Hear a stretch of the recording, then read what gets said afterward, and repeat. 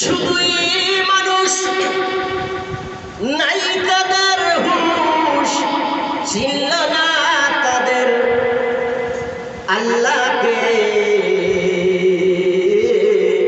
শুধুই মানুষ নাই তাদের হুঁশ, চিনল না তাদের প্রভুকে।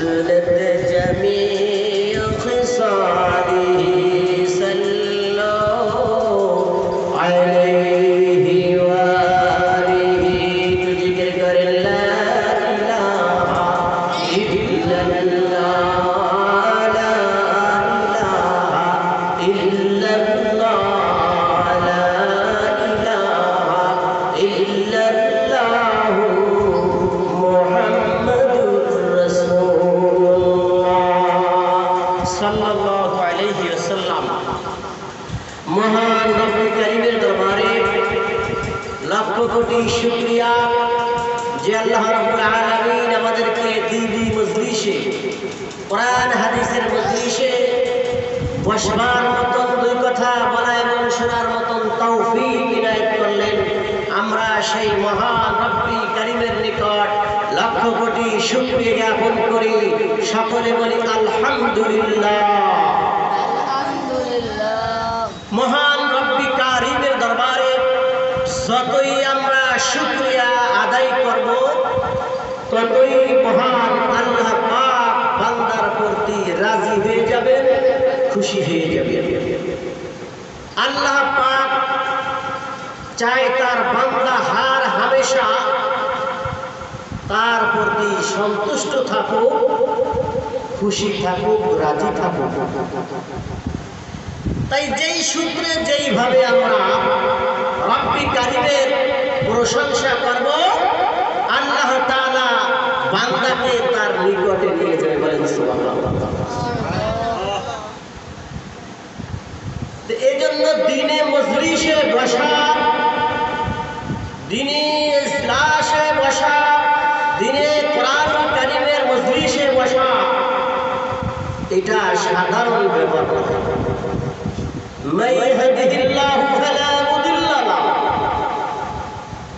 আল্লাহ তাআলা যাকে চান হিদায়াত দান করে।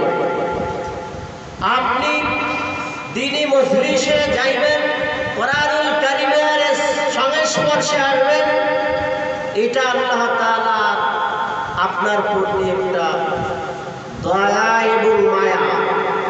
চাইলেই কোরআনুল কারীমের মজলিসে, হাদিসের মজলিসে বসা যায় না। আল্লাহ রাব্বুল আলামিন ডাক দিয়ে বলেন, বান্দারে যত শুকরিয়া আছে সব শুকরিয়া একমাত্র হবে আমার জন্য, সব কিছু হবে আমি আল্লাহ রাব্বুল আলামিনের জন্য। আসমান জমিন চন্দ্র সূর্য নক্ষত্র রাজি যা কিছু আছে সব কিছু রব্বিল কারীমের তাসবিহ তাহলিল করে, জিকির করে। কোরআনুল কারীমের বলেন ইউসাব্বিহু লিল্লাহি মা ফিস সামাওয়াতি ওয়াল আরদ। আসমান এবং জমিনের ভিতরে যা কিছু আছে সব কিছু জিকির করে রব্বিল কারীমের বলেন সুবহানাল্লাহ। পশু পাখিগুলোর আজানের পরে আপনাদের বাড়ির পাশে বাঁশ বাগান অথবা ঝাড় থাকলে দেখবেন কিচি কিচি করে আওয়াজ করে। ওই পাখিগুলো কিচি কিচি করে যে আওয়াজ করে ওটা আওয়াজ নয়, ওটা মহান রব্বিল কারীমের জিকির করে বলেন সুবহানাল্লাহ। এই পাখিগুলোর জবান দিয়া ফজরের আগে যেই শব্দগুলো বাহির হয় ওই রব্বিল কারীমের জিকির করে। ফজরের আযান হয়ে যাওয়ার পরে যখন আকাশে পরিষ্কার হয়ে যায় পাখিগুলো আবার নিজের রিজিক অর্জনের জন্য খাওয়ার জন্য আবার বাইর হয়ে যায়। সারা পৃথিবীর ভিতরে তো ডানা মিলে মিলে জিথায় ঈসা শিখায় চলে যায়, আবার সন্ধ্যার আগে ওই বাঁশ বাগানের ভিতরে চলে আসে। বলেন ঠিক কি ঠিক না? চলে আসে, আসার পরে আবার সন্ধ্যা হয়ে যায়,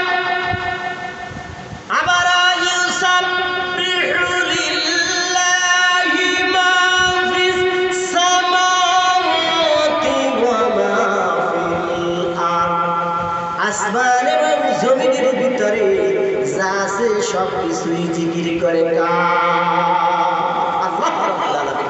ওই পাখিগুলো সকালবেলা খালি পেটে বাহির হয়ে গেল, আবার পেট ভর্তি করে খাওয়া দাওয়া শেষ করে আবার বাঁশ বাগানে চলে আসলেন।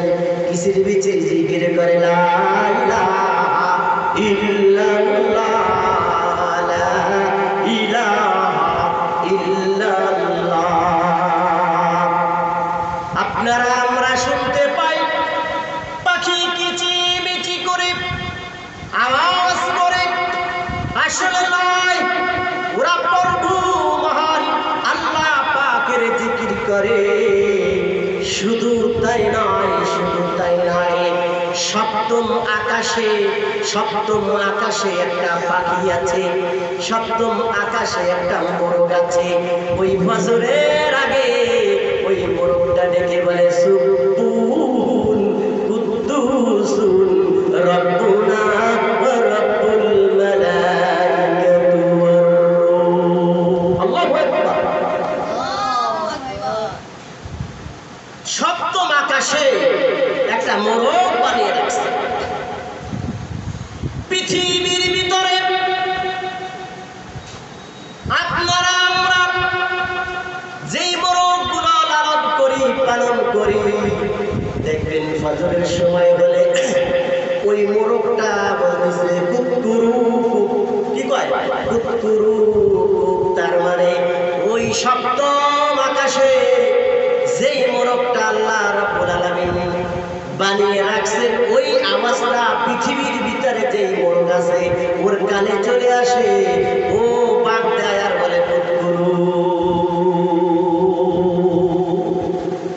ও বলতেছে তোমার আওয়াজে আমার আওয়াজে বলতেছে, তোমার আওয়াজে আমার আওয়াজে আমি শুনতে পাই। মোরগে যেন ডেকে বলতেছে কুকুরু। আসলে এই মোরগ ডাকতেছে রব্বিল কারীমের প্রশংসা সুবহুন কুদ্দুসুন রব্বুনা ওয়া রব্বুল মালাইকাতু ওয়ার রূহ। তার মানে বোঝা গেল পৃথিবীর ভিতরে যা কিছু আছে সব কিছুই জিকির করে রব্বি কারিমে। সব কিছু জিকির করে কার? আল্লাহ পাকের জিকির করে।